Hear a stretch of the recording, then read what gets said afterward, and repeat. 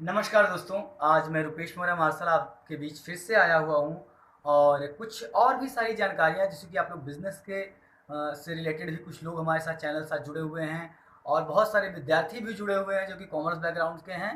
तो एक नई-नई चीज़ें जो कि आज मार्केट में है जिसके बारे में हम लोग कहीं न कहीं उत्सुक हैं जानने के लिए और कहीं न कहीं उनकी चीज़ों की जानकारियाँ हमको नहीं मिल पाती हैं। लास्ट वीडियो में मैंने आप लोगों को बताया हुआ था कि आप लोगों को बिज़नेस में स्टार्ट करने से पहले किन-किन चीज़ों का ध्यान रखना होता है। अब इसमें आज के समय में आप लोगों को व्यवसाय शुरुआत करने से पहले देखिए एक चीज़ की बहुत ख़ास ज़रूरत पड़ती है, वो है जीएसटी यानी गुड्स एंड सर्विस। तो आपका जो जीएसटी है गुड्स एंड सर्विस टैक्स जो है, ये क्या है, कैसे है, इसके बारे में मैं आपको आज इसी वीडियो में बताऊँगा।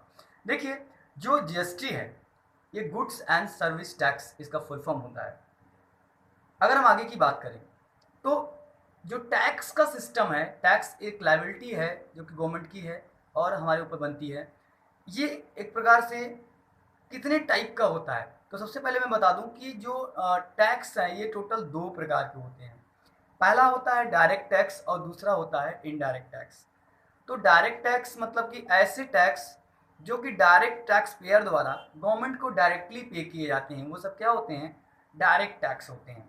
जैसे कि income tax, wealth tax, corporate tax, gift tax, ये सब सारे जो टैक्सेस होते हैं ये सब डायरेक्ट टैक्स होते हैं। यानी कि जैसे इनकम टैक्स आपके ऊपर होता है तो आप लोग डायरेक्ट गवर्नमेंट को पे करते हैं।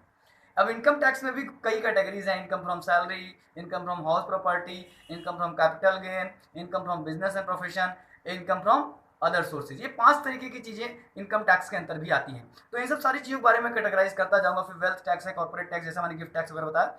ये सारे टैक्स ऐसे होते हैं जो कि आपको गवर्नमेंट को डायरेक्ट टैक्स को पे करना होता है। सेकंड आता है इनडायरेक्ट टैक्स। इनडायरेक्ट टैक्स क्या होता है कि ऐसे टैक्स जो कि डायरेक्ट जो टैक्स पेयर है उसके द्वारा नहीं दिया जाता, ये थर्ड पार्टी के थ्रू गवर्नमेंट तक पहुंचता है। जैसे कोई भी बिजनेस आप ले लीजिए तो एक मैन्युफैक्चरर होता है, मैन्युफैक्चरर के बाद क्या होता है आपका होलसेलर होता है, होलसेलर के बाद आप आगे बढ़ोगे जब माल वहां से होलसेलर के पास से निकलता है तो पता चलता है कि डिस्ट्रीब्यूटर के पास जाता है, डिस्ट्रीब्यूटर के पास से वो भी माल निकल के डीलर के पास जाता है, यानी कि आपके रिटेलर्स के पास जाता है और रिटेलर्स के पास से जाकर के तब वो माल कहाँ जाता है? कस्टमर्स के पास पहुंचता है। यानी कि फाइनली इतनी बड़ी चेन है।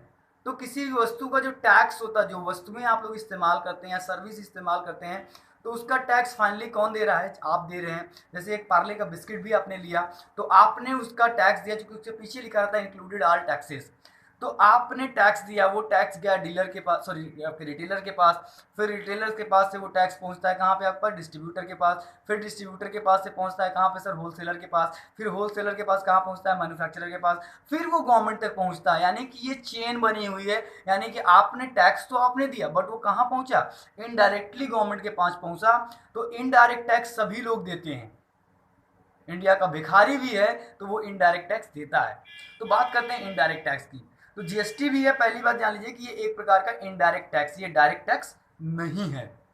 तो अब पहले क्या था कि जो इनडायरेक्ट टैक्सेस थे वो कई तरीके से, बहुत ढेर सारे इनडायरेक्ट टैक्स थे। जैसे आपका वैट हो गया, सीएसटी हो गया, इंटरटेनमेंट टैक्स हो गया, सर्विस टैक्स हो गया, है ना, कस्टम ड्यूटी वगैरह हो गई, ये सब सारे इनडायरेक्ट टैक्सेस थे।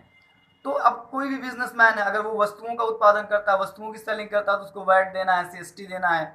अगर वो सर्विस प्रोवाइडर कंपनी है तो उसको सर्विस टैक्स देना है। अगर वो थिएटर वगैरह चला रहे हैं तो इंटरटेनमेंट टैक्स देना है उनको।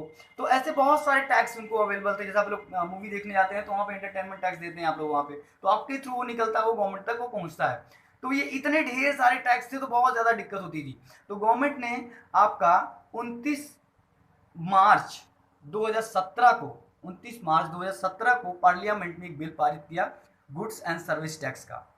तो वो आपका उस समय ये पारित हुआ और फाइनली जो है 1 जुलाई को आपका ये आपका 2017 में आपकी ये टैक्स जो है आपके पब्लिक में लॉन्च हुआ। इसके बाद ये जो टैक्स है, जब ये अमेंडमेंट हुआ तो सारे जो इनडायरेक्ट टैक्सेस थे वो सारे टैक्स क्या हो गए? खत्म हो गए। वो सारे टैक्स जब खत्म हो गए तो फिर उसके बाद क्या हुआ कि जब सारे टैक्सेस वो खत्म हो गए तो आपका केवल एक टैक्स आया, वो जीएसटी आया, यानी कि वन नेशन वन टैक्स। तो इस तरीके से ये पूरा आपका जीएसटी का पूरा पैटर्न है।